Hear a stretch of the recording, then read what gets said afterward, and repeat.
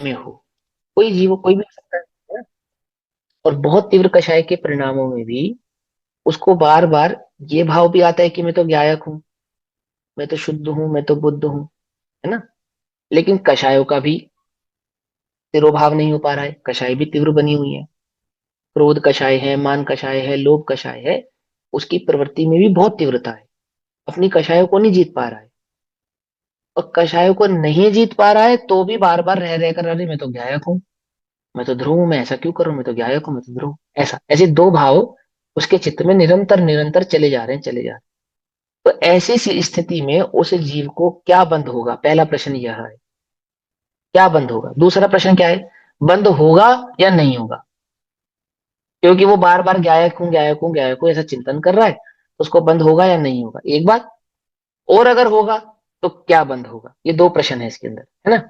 तो सुनो, सबसे पहली बात कि बंद का संबंध आपके विचारों से नहीं है, बंद का संबंध आपके विकल्पों से नहीं है। हाँ, ये बात पक्की है कि आपके विचार और आपके विकल्पों से हम बंद को पहचानते हैं, उनका लक्ष्य कराते हैं, उनकी समझ कराते हैं कि आप ऐसा परिणाम कर रहे हो तो आमुक बंद होगा, आप ऐसा विचार कर रहे हो तो आमुक प्रकार का बंद होगा।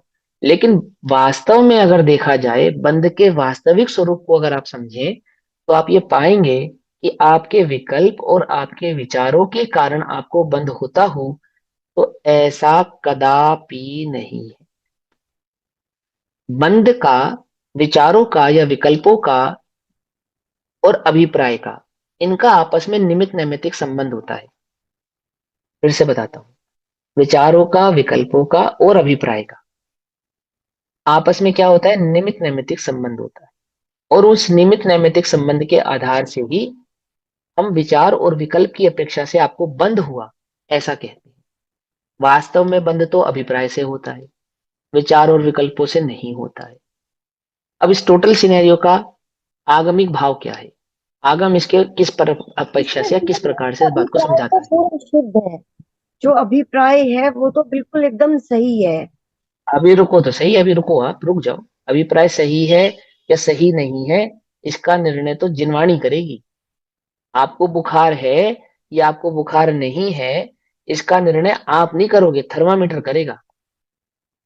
हम तो थर्मामीटर से चेक करेंगे, आपके कहने से चेक नहीं करेंगे कि नहीं मुझे नहीं लग रहा बुखार। भाई तुम्हें लग रहा है या नहीं लग रहा है, हम तो मशीन से चेक करके बतलाएंगे कि तुम्हारे को बुखार है या नहीं। तो मशीन समझो किसे कहते हैं, है ना, वो मशीन समझेंगे यहाँ कि जीव का अभिप्राय शुद्ध या विशुद्ध होना का तात्पर्य क्या है, उसका अर्थ क्या है, उसका मतलब क्या है। ये चार प्रकार की कषायों को अभिप्राय कहते हैं, और जीव के निज चैतन्य ज्ञायक भाव स्वभाव को भी अभिप्राय कहते हैं। और साधारण भाषा में कहूं तो श्रद्धा और चारित्र का ही नाम अभिप्राय है। जो आपकी श्रद्धा है और जो आपका चारित्र है, श्रद्धा गुण और चारित्र गुण, ये दोनों के दोनों अभिप्राय से समझने चाहिए। क्या समझना चाहिए इसके अंदर, ये देखो, यदि किसी जीव का परिणाम किसी भी जीव को संसार में अंश मात्र एक इंद्रिय जीव को भी मारने का अभिप्राय नहीं है, एक इंद्रिय जीव को भी मैं मारूं ऐसा मेरा अभिप्राय नहीं है। ऐसा होने पर भी यदि मुझे सम्यक दर्शन नहीं है, अनंतानुबंधी का अभाव नहीं है, यदि मुझे निज चैतन्य ज्ञान भाव स्वभाव की खबर नहीं है, सम्यक दर्शन नहीं है, मिथ्यात्व का अभाव नहीं है, तो मुझे निरंतर ही मिथ्यात्व संबंधी आश्रव तो हो ही रहा है। ठीक, चार गति 84 लाख योनियों में भटकने का जो आश्रव है, वो आश्रव तो मुझे ज्यों हो रहा है। क्योंकि मुझे किसी जीव की हिंसा का अभिप्राय नहीं है, अंतरंग में मेरा ऐसा भाव नहीं है कि मैं किसी जीव को मारूं, तो उस समय के लिए मुझे पाप क्रियाओं की अपेक्षा से होने वाला जो नरक आदि गतियों का कारण है उसका आश्रम नहीं होगा, बस स्वर्ग आदि का आश्रम हो जाएगा एक। और स्वर्ग आदि का भी नहीं, देवगति आदि का आश्रम हो जाएगा, ऐसा कहना चाहिए। ऐसा ना कहना चाहिए ना, कि मुझे ज्यादा से ज्यादा क्या होगा, देवगति आदि का आश्रय हो जाएगा, मैं देवगतियों में चला जाऊंगा अथवा भोग भूमि में चला जाऊंगा। वहां मैं कुभोग भूमि में भी जा सकता हूँ, सुभोग भूमि में भी जा सकता हूँ। जिसको संसार में अच्छा कहा है, सही कहा है, सुखमय कहा है, ऐसी किसी भी जगह पे मैं जा सकता हूँ। लेकिन इसका मतलब ये नहीं कि मेरे संसार सागर का अभाव हो गया, क्योंकि सिर्फ और सिर्फ किसी जीव की हिंसा का अभिप्राय नहीं होने को अभिप्राय की शुद्धता नहीं कहते हैं। अभिप्राय की शुद्धता तो निज चैतन्य ज्ञान भाव की अनुभूति मात्र को ही कहती है। यदि अनुभूति नहीं हुई है तो आपका अभिप्राय शुभ हो सकता है परंतु शुद्ध नहीं है। एक बात फिर आगे क्या कहते हैं कि जिनको चैतन्य ज्ञान भाव की अनुभूति हो गई है ऐसे जीवों को भी अप्रत्याख्यानावरण जितना अभिप्राय उनका परिणाम बुरा है ना। वो अप्रत्याख्यानावरण जितने कषायों का सद्भाव है उतना उतना उस जीव को आश्रव होगा। कैसा आश्रव होगा? जैसे फॉर एग्जाम्पल कोई सम्यक दृष्टि जीव युद्ध कर रहा है तो युद्ध के काल में उसको किस प्रकार का आश्रव होगा? तो बोले अनंतानुबंधी के कारण जो आश्रव होते थे वो आश्रव तो नहीं होंगे। मिथ्या दृष्टि जीव मंदिर में बैठा हो स्वाध्याय कर रहा हो तो स्वर्ग आदि का आश्रव कर रहा है। मिथ्या दृष्टि जीव युद्ध आदि कर रहा हो तो नरक आदि का आश्रव कर रहा है युद्ध आदि के काल में। लेकिन सम्यक दृष्टि जीव युद्ध आदि के काल में भी नरक आदि का आश्रम नहीं कर रहा। क्या कहा? मिथ्या दृष्टि युद्ध आदि के काल में नरक आदि का आश्रम कर रहा है। सम्यक दृष्टि जीव युद्ध आदि के काल में नरक आदि का आश्रम नहीं कर रहा, किसी भी अपेक्षा से नहीं कर रहा। क्यों? क्योंकि उसको नरक आदि गतियों का बंध होता ही नहीं है नरक का फिर। होता ही नहीं है। उसको पकड़ में आती है नहीं, अशुभ गतियों का बंध नहीं होता उसको। असुगति वरना अशुभ प्लेन से आश्रम नहीं बनेगा होगा ना। उसको, है ना। अब परिणामों की अपेक्षा से देखें तो उसको रावण के प्रति क्रोध भी है, सब कुछ है। और बिना क्रोध आदि परिणामों के इतनी हिंसा हो भी नहीं सकती। ऐसा होने पर भी उसको उन गतियों से संबंधित उन परिणामों से संबंधित जो आश्रव होना चाहिए वो नहीं हो रहा है। क्योंकि आश्रव का जो मूल कारण है इत्यादि के वस्तु के मिलाप सोना बंधे जीव बंधे एक रागाधिक अशुद्ध उपयोग सो। उपयोग की अशुद्धता ही वास्तव में जीव के बंध का कारण है। तो इन शॉर्ट इतना समझो कि चार कषायों में जितनी जितनी कषायों का अभाव है उतना उतना तो जीव को आश्रव नहीं है।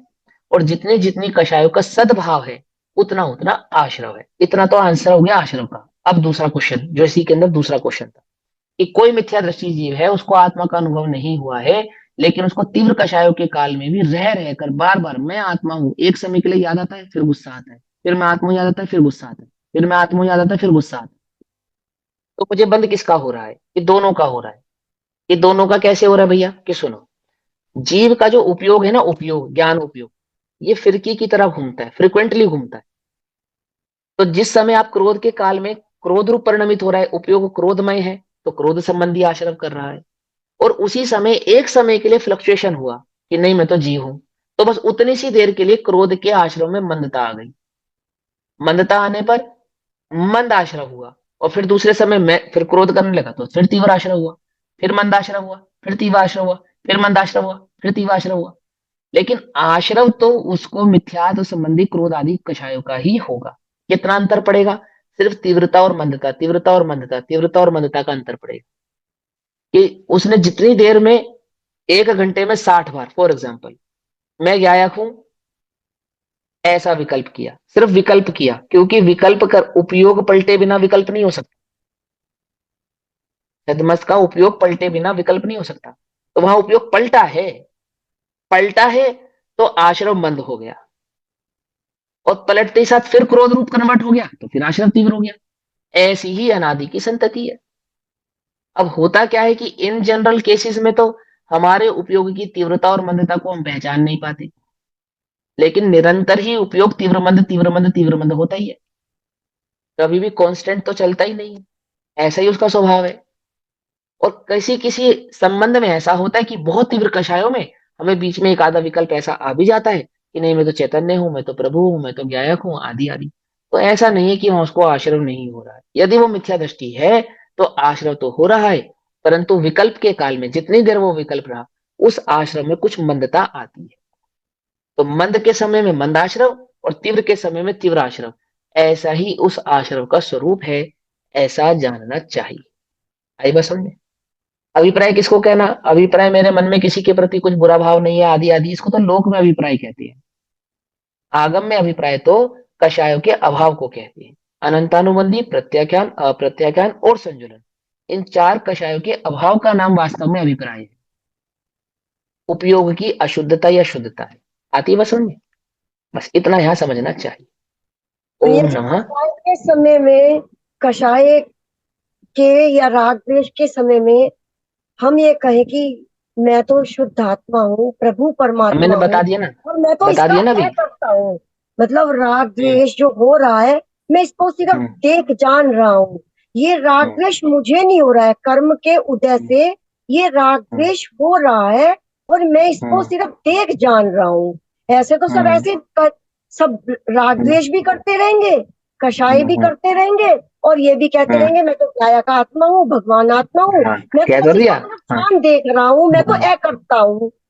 सही है। तो हाँ, तो फिर बता तो दिया अभी, अभी बताया तो कि बस वो उपयोग बदला, एक जितनी देर के लिए बदला उतनी देर मंद हुआ, फिर तीव्र हो गया। अनंतानुबंधी में ऐसा भी होता है, अनंतानुबंधी को पहचानो, विचार और और अगर विकल्प सीधे की ये कमी बात नहीं आ है जाए बस। कि मैं तो सिर्फ कषायों को सिर्फ देख जान ही रहा हूँ, ये कुछ मुझे भी नहीं हो करो, रहा, कोई भी विकल्प करो, वो कुछ, वो तो मैं विकल्प ए हजार करता हूँ। प्रकार के हैं। सुनो सुनो सुनो, रुको। अंतिम बात, कि वहां उपयोग जितनी बार बदलेगा और जिस रूप बदलेगा उतनी ही मंदता आएगी, बस खत्म बात। तीव्रता और मंदता वहां विचार और विकल्प के पलटने पे होती है, उसका निषेध नहीं है। ठीक है ना। चाहे वो मिथ्या दृष्टि हो, चाहे घोर मिथ्या दृष्टि हो, चाहे घोर अज्ञानी हो, सभी जीवों के साथ ऐसा होता है।